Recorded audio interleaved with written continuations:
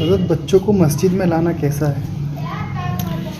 دیکھیے، جو بچے اتنی چھوٹی عمر کے ہیں، بے شعور ہیں کہ ان سے مسجد کے ملوث اور گندے ہو جانے کا اندیشہ ہے، ایسے بچوں کو مسجد میں لانا درست نہیں ہے۔ رسول پاک صلی اللہ علیہ وسلم نے ایسے بچوں کو مسجد میں لانے سے منع فرمایا۔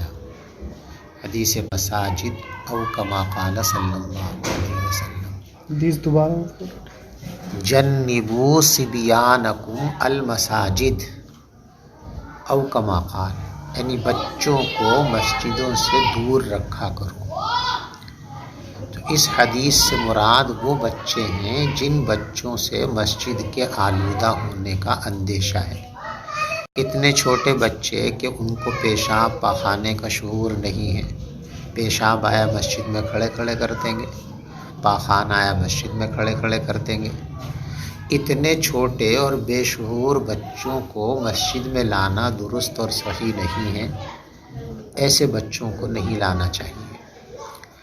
لیکن جو بچے عمر کی اس حد کو پہنچ گئے ہیں کہ ان سے مسجد کے تلویث کا اندیشہ نہیں ہے، مسجد کے گندے اور آلودہ ہونے کا اندیشہ نہیں ہے، وہ مسجد میں پیشاب پاخانہ نہیں کریں گے، ایسے بچوں کو مسجد میں لانے میں کوئی حرج کی بات نہیں ہے، بلکہ عادت ڈالنے کے لیے اگر لے آئیں تو کوئی حرج کی بات نہیں۔ یہ جو ہمارے سماج میں غلط فہمی پھیلی ہوئی ہے کہ بچے مسجد میں آتے ہیں، ان کو ڈانٹ دیتے ہیں، شور مچاتے ہیں، ان کو برا سمجھتے ہیں، ایسا نہیں ہے۔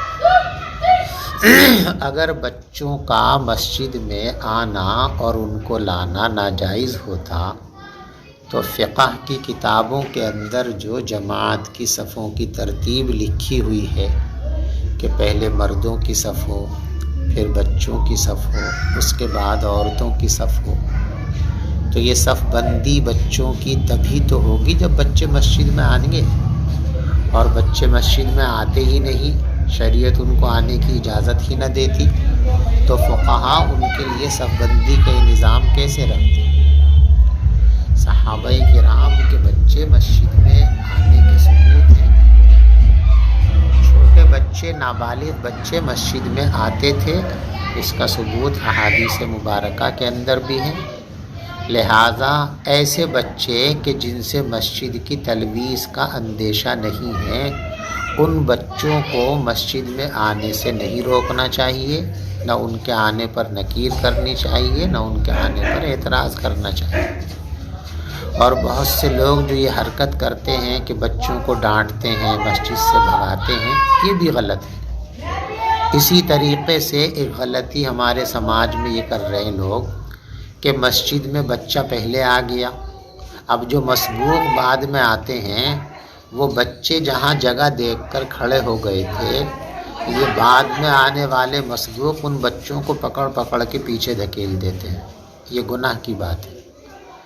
بچے جماعت شروع ہونے سے پہلے تو ان کو سب سے پیچھے کرنا، جماعت ہو گئی، بچے کھڑے ہو گئے پچھلی صف میں، اب مسبوق آ کر کے ان بچوں کو پیچھے ہٹاویں، ادھر ادھر دھکیلیں، اس کی اجازت نہیں ہے۔